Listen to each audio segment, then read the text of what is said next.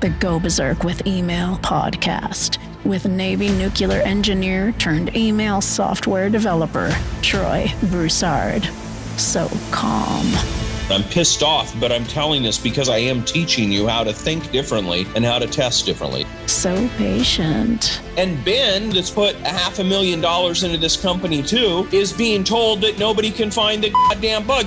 So charitable. I'm going to start paying bounties every time somebody finds a bug. We're going to deduct $10 for that week. So trusting. Do not assume that anything works. Assume that nothing works. And so sweet, it makes sugar taste just like salt. I want to play into the sexiness of marketing automation, but I also want to slap the complexity of it. The Go Berserk with Email podcast begins now.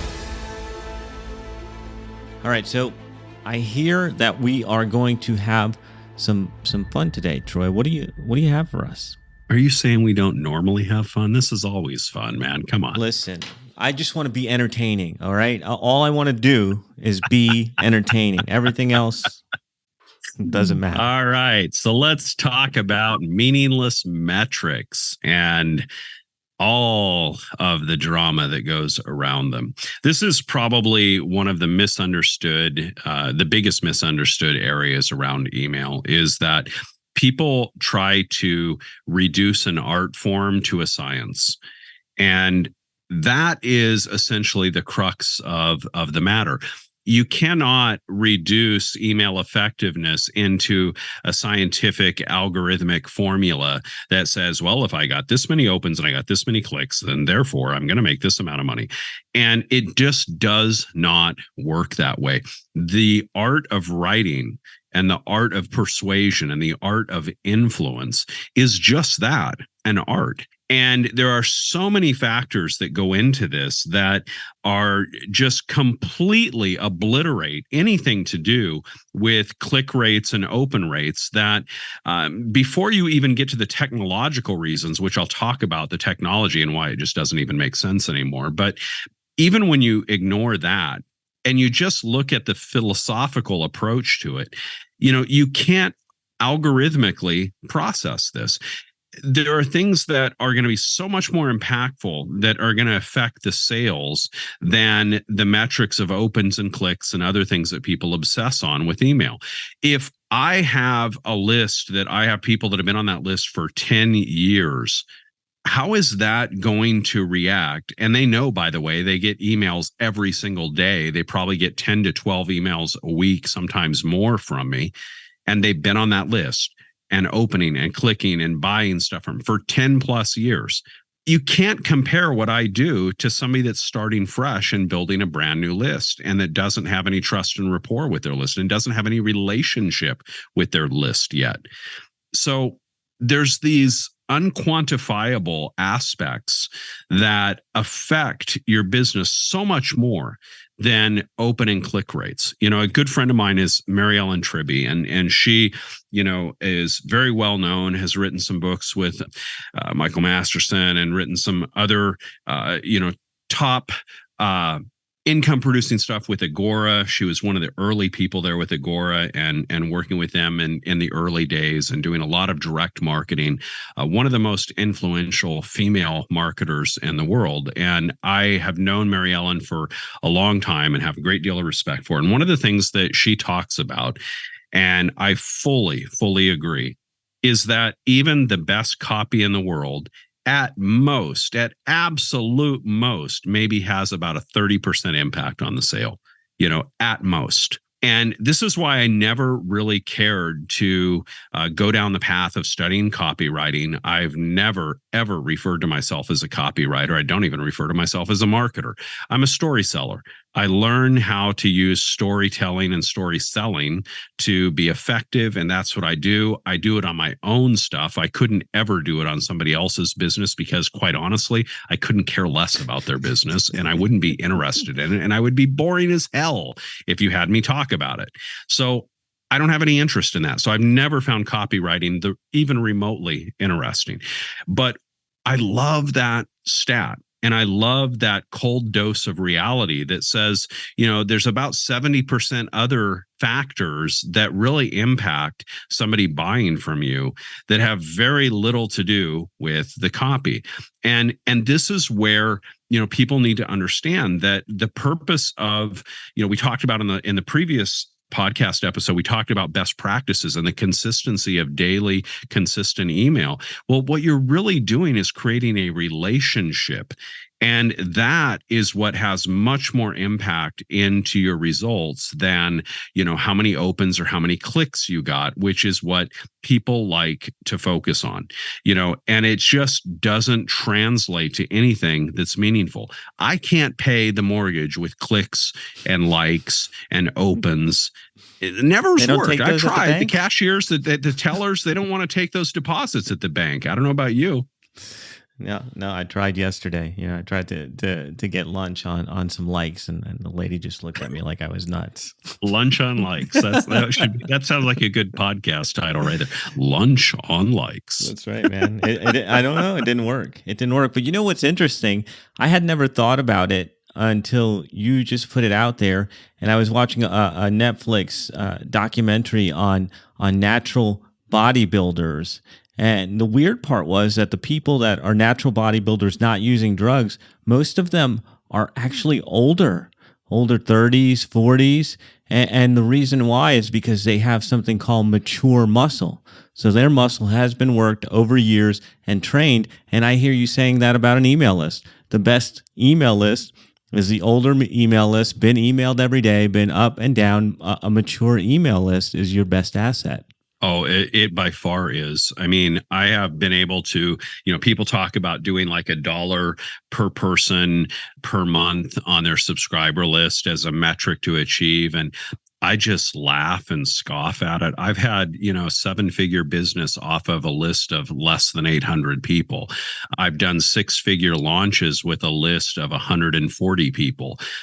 I have routinely hit in the $70 per person per subscriber per month numbers on my list, and my average isn't that high, but I've routinely hit that at different points. And so these concepts of opens and clicks and tracking these things, honestly, it's a lot of mental masturbation by people that want to massage and placate their own ego rather than confront the fear of looking at the bank account, because that's the only number that really matters. I couldn't care less, what my open or click rate is if I see my subscribers to my monthly, Memoirs of Mastery subscription going up and up every single month. Then do I really care what that click rate is? Do I really care what that open rate? Of course not. Of course not. I care about the results. I care about the sales. And this is where, again, I get back to the concept of business is boring. Business is about the boring details of getting more sales. And if you look at whether a promotion is working, whether a set of emails is working or not, and measure that based on the sales, not based upon click rates and open rates, you'll be far more successful, because then you're going to start focusing on the things that matter. If it's not selling, then what matters is you've either got a bad audience, you have a misaligned audience with the offer, or you've got a quality problem with the offer. I've always joked that I wanted to buy the domain youroffersucks.com, because, people, most of the time when they're having selling problems, it's because the offer sucks. And the offer, by the way, people get really offended with that. It's trigger words. I like to use trigger words because I like to actually challenge people to think. And, it's in rare fashion these days that we take time to think anymore. But if you really think about what I'm saying, I said your offer sucks. It doesn't mean that your product or your service sucks. It means that the way you're defining it in your offer is not resonating, and therefore it's not translating into sales. So being able to put your ego aside and look at the numbers that matter, the sales numbers, is going to naturally focus you on doing the things that are going to improve that offer. Because more than likely the offer itself is what is the challenge, right? It's not that you don't probably have a good list. They probably opted in for the right reasons to something that you were teasing them with. It is aligned. So you probably do have a pretty good alignment with your list. And if anything, you probably lack consistency in your communication and your relationship building with them. So you don't have as much trust and rapport because you're potentially violating that first of the best practices of daily consistent email. Okay. And then the second thing that is probably hurting your sales is that your offer is probably not near as powerful as it could be. Doesn't necessarily mean that what you're selling is bad or that how you're selling it is bad. It's just how you're presenting it, right? And this is the definition of an offer. So focusing on the right metrics focuses you in to ask the right questions to improve the right aspects that are effective in making you more money. Focusing in and obsessing over meaningless metrics sends you down the tactical path of the 10 man running around just doing all this stupid stuff that is completely ineffective and not driving revenue. So I don't worry about the stuff that doesn't drive revenue. I simply focus on the revenue side of the equation. And, quite honestly, most times the answer is, well, send another email. If you need more sales, maybe you need to send some more email. And, honestly, that is pretty much the simplicity of it all. Now, if we talk about the technical side of things, the reality is that opens and clicks are not what they used to be. Open rates are something that ebb and flow with the wind. And we've got all kinds of tech now that is using disposable emails and hiding clicks and hiding opens and not even registering that data and filtering it out and stripping the tracking pixels out and all of the things that get in the way from a technical standpoint of that data even being useful. And so I don't even look at it. I mean, here I am, a marketing expert and an automation expert, and I don't even look at any of that. Ben is the same way, and we both do pretty good. So I don't think that this is the right question to be asking. It's a question that comes from a fear-based mindset, a fear of missing out, a fear of, oh, what if I'm not doing good enough on this? Let it go and just focus on the execution side. Focus on the discipline and the execution, and focus on the metrics that mean anything, and that is sales.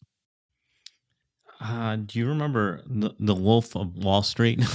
That's what you just reminded me of, where he's like, hey, you want that new suit? Pick up the phone and dial. Hey, your father didn't believe on you? Pick up the phone and dial. Hey, pick up the phone and dial. I hear that with your email. Yeah. You're doing bad? Ben and I, send another email. Funny story, Ben and I got uninvited to a mastermind that we used to attend together. And we got uninvited because it was one of these masterminds where everybody would get up there and share the what's working now and their clever little strategy and hacks that they had done.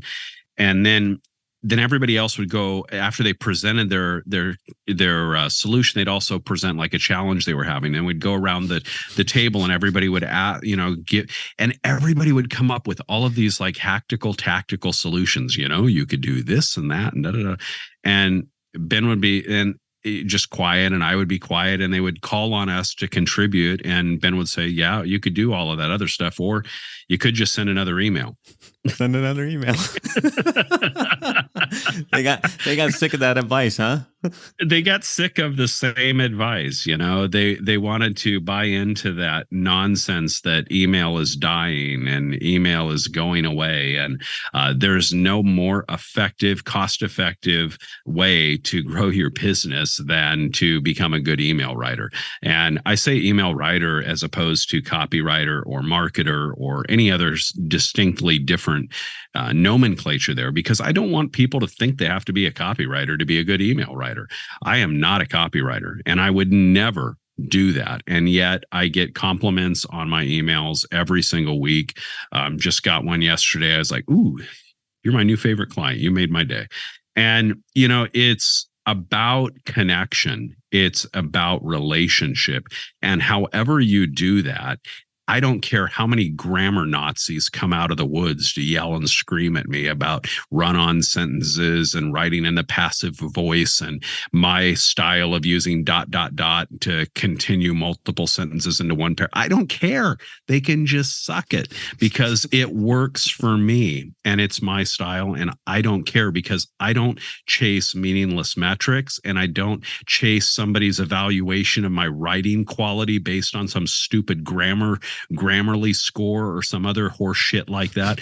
I look at the only metric that really matters. What is happening with sales? That's it. So is there any others? Because I mean, I'm with you, and that's what I tell people too with the podcasting. Are your sales improving or not? That's how we know it's working. So I'm with you. Are there any other questions that are on the right side of that, the right questions to be asking? Because I think that's one of the things that we all struggle with, especially if we don't know what we don't know, right? And so are there others? Yeah, I think there's a simple, easy approach that anybody can do. And you don't need a bunch of fancy tracking software to do this. Anybody's email platform that's capable of generating a web form for an opt-in, that's all you really need.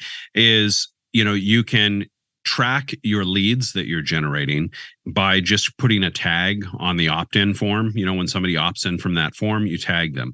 And people get this confused all the time. But Troy, I want to track my leads different from the ads and stuff, or the AdWords leads different from the Facebook leads and blah, blah, blah. I need all this fancy tracking stuff. No, you don't. Just clone the sales page, make a copy of it, and change the web form to apply a different tag on the other one. It can be the exact same copy, the exact same everything. You just put it on two different URLs, connect one of them to AdWords, connect one of them to Facebook, and tag them differently. And you can see. So I think that having a tracking of where your leads came from, which I would refer to as a lead source, and tracking how many leads you're getting, that is a meaningful statistic. That is a meaningful metric because that is the input side of the equation, right? The sales are the output. But if you're not getting lead flow at all, or you're spending money on Facebook ads and the all your sales are coming from Instagram, which you're not spending any money, you're just posting content that's virally successful and making you sales there. If you're not tracking the lead source, then you really are flying blind, right? So I think people complicate the hell out of attribution, and we can go into a whole nother podcast on that. And we will someday on lead attribution. And that's not what I'm talking about here. Attribution is really not where it's at. What it's really at is understanding the source of your lead and the conversion. And so that's the way that I do it. And you can do that without any paid software. You can do it with our platform. Just set up multiple lead sources as in multiple web forms. They can all look the same. They can have the same giveaway offer, everything be identical. Just make a clone of it and use two different URLs and send two different traffic sources to those two different URLs and tag them separately. And then you'll be able to look at your sales and say, I made 70 sales this week and 48 of them came from Instagram. And, I only got a couple from this other platform I was testing out. Instagram is definitely where that's at. I can double down on my ad budget on Instagram, right? That's the simple stuff. So what I heard you say was there are two metrics that matter: source and sales. Everything else, who gives a damn? Yeah. In a nutshell. Keep it simple. Keep it simple. If you've got an 8-figure business and you're doing 1,000 leads a day in your business, yeah, you can get more sophisticated. You can afford to. But for the average, 6-figure marketer, there's no need to go complex. And I would ask you, as we kind of bring this to a close, I would really ask you to think about this question. Why is it that you feel a need to make it more complex? Is the complexity putting more money in the bank? Or is the complexity really serving a vicious cycle of mental masturbation where you feel like you're accomplishing something and you feel like you're doing something useful and you're placating your own ego of, see, I'm trying so hard, but yet it's really not serving you? Ask yourself that question. And I don't say it to mock you. I say it to challenge you to improve what you're doing and be more focused on effectiveness instead of efficiency. Digging it, man. Digging it. Thank you for sharing your insights with us. Thank you guys for tuning in. Another Go Berserk with Email show is in the can. To get a free Berserker Mail test drive with no credit card required, go to startmytestdrive.com. From there, you can play around inside the platform without pressure. Load up emails and campaigns to see how simple the interface is, and get comfy with everything before deciding to join. That's startmytestdrive.com.